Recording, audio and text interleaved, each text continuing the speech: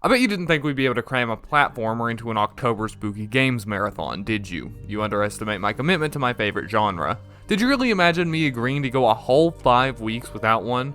So, how did I manage to pull this off? With this game here, Limbo. You've almost certainly heard of it or seen footage of it at some point. It's one of the OG indie games from back in the Renaissance era, when online marketplaces on consoles were just starting to become a thing a couple of generations ago. This has always been one of those games that's just casually on the backlog. You know, you honestly don't even know much about it, it's just something that for as long as you can remember, you're gonna play someday. I think Spooktober is the perfect time to check something like this out, so let's take a look at Limbo. Limbo doesn't really have a story. In fact, I'm utterly impressed by how little story this game has. The exact and official plot synopsis reads as follows. Uncertain of his sister's fate, a boy enters Limbo. From this we can probably infer that the person you play as is, in fact, a boy. The place the game takes place in is most likely Limbo, and our protagonist is most likely in Limbo attempting to rescue his sister. That, my friends, is every last ounce of the story, but we aren't quite ready to move on to the gameplay just yet. This game is known for its striking visual style, and I have to say, it 100% lived up to its reputation. This is a beautiful game, despite the simplicity of its art direction.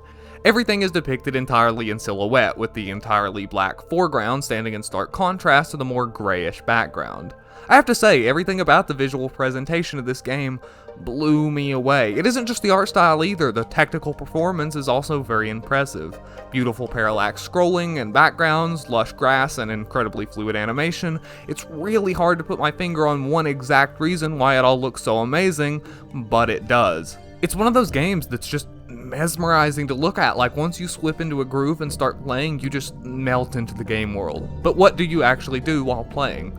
Well, to be honest, presenting this game as a platformer may have been just the tiniest bit dishonest. Limbo is a 2D side-scrolling puzzle game with heavy platformer elements. Your goal is simply to progress yourself forward in the world, overcoming obstacles along the way. In my opinion, the puzzle solving in this game is great. Difficulty level is something that's very important for me in puzzles. I'm not great at solving them, and generally I don't have a huge amount of patience if something doesn't at least appear to click with me pretty quickly. I'm happy to report that Limbo seems to strike the perfect balance. The puzzles are never so hard to complete that you might feel the need to look up a guide, or at least you don't feel like it would have been impossible to solve without one. I also really enjoy the actual process of working towards a solution. It isn't exactly like you might expect from a lot of other games. There isn't an definitive aha moment where all these disparate pieces click together in your head. Rather, you methodically put together the answer through trial and error. About half of the puzzles result in instant death if you fail, and as such, I'm glad to say you respawn almost instantly, pretty much right back where you left off.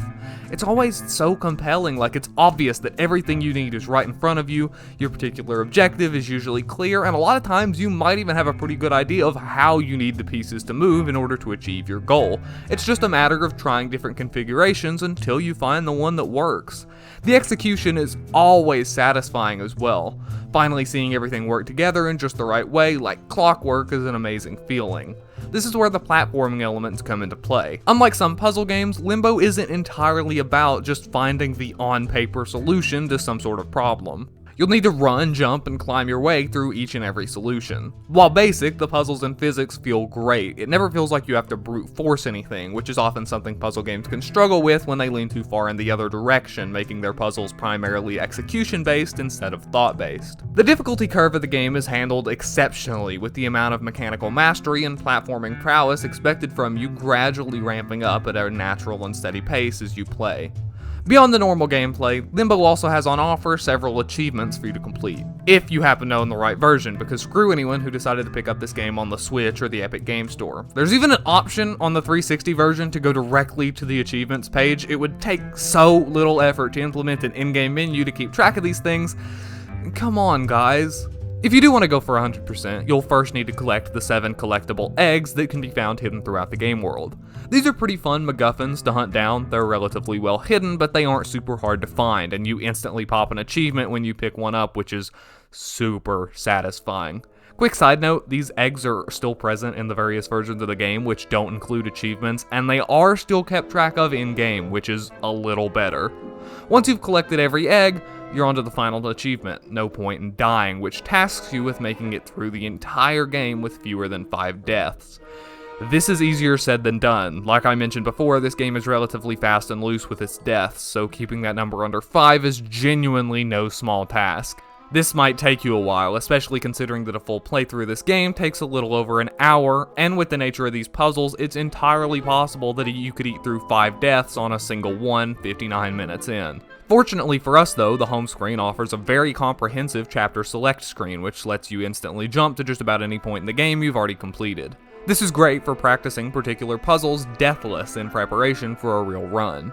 Honestly though, this is one of those games that I really just don't mind playing over and over. Everything from the beautiful visuals to the strong ambient sound design to the single huge world devoid of loading screens really entrances you and can keep me playing for hours on end.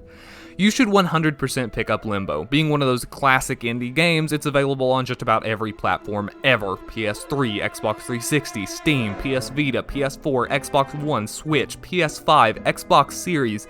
If you own a video game console, chances are you can pick up Limbo on it for a smooth $10. And hey, if you're a big fan of owning physical indie games like I am, you can actually pick up a physical collection that includes Limbo as well as one of 505 Games' other critically acclaimed works, Inside, for a very reasonable price.